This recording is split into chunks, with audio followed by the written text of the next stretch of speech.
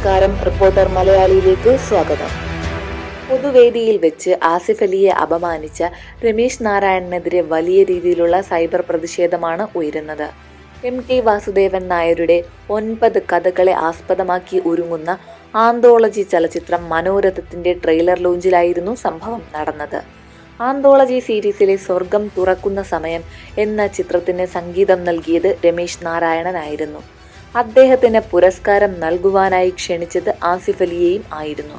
എന്നാൽ ആസിഫ് അലി വരികയും രമേശ് നാരായണന് പുരസ്കാരം നൽകുകയും ചെയ്തു.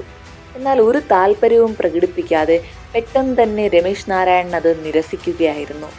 ആസിഫ് അലിയുടെ മുഖത്ത് പോലും നോക്കാതെ നിഷേധാത്മക ഭാവത്തിൽ അദ്ദേഹം പുരസ്കാരം കയ്യിൽ വെച്ച് സംവിധായകൻ ജയരാജിനെ വിളിച്ച് ആ പുരസ്കാരം ഒന്നുകൂടി ജയരാജിന്റെ കയ്യിൽ നിന്നും ഏറ്റുവാങ്ങി. ഔദ്യോഗികമായി പുരസ്കാരം വാങ്ങുന്ന രീതിയിൽ സദസ്സിന് നേരെ തിരിച്ചു വെച്ചായിരുന്നു ജയരാജിന്റെ കയ്യിൽ നിന്ന് പുരസ്കാരം വാങ്ങിയത്. ജയരാജിന്റെ കയ്യിൽ നിന്നും പുരസ്കാരം വാങ്ങിയ ശേഷം രമേശ് നാരായണൻ വലിയ രീതിയിൽ സന്തോഷം പ്രകടിപ്പിക്കുകയും ജയരാജിനെ ആശ്ലേഷിക്കുകയും ചെയ്തു. എന്നാൽ കൂടിയിരുന്നവർക്ക് പെട്ടെന്നൊന്നും കാര്യം മനസ്സിലായില്ല. ആസിഫ് അലിയെ പൊതുവേദിയിൽ വെച്ച് അപമാനിച്ച രമേശ് നാരായണനെതിരെ സൈബറിടങ്ങളിൽ വലിയ പ്രതിഷേധമാണ് ഉയരുന്നത്. എന്നാൽ ഇതിന് മറുപടിയുമായി ഇപ്പോൾ രമേശ് നാരായണനും ജയരാജും രംഗത്തെത്തിയിട്ടുണ്ട്. മനോരഥങ്ങൾ എന്ന ചിത്രത്തിന്റെ ലോഞ്ചിങ്ങിനിടയിൽ ചിത്രത്തിന്റെ മറ്റ് എല്ലാ അണിയറക്കാരെയും ആദരിച്ചിരുന്നു. എന്നാൽ രമേശ് നാരായണനെ മാത്രം വേദിയിലേക്ക് വിളിച്ചിരുന്നില്ല. ഇത് എല്ലാവർക്കും വിഷമമായി. അദ്ദേഹം അത് MT വാസുദേവൻ നായരുടെ മകളോട് പറഞ്ഞു.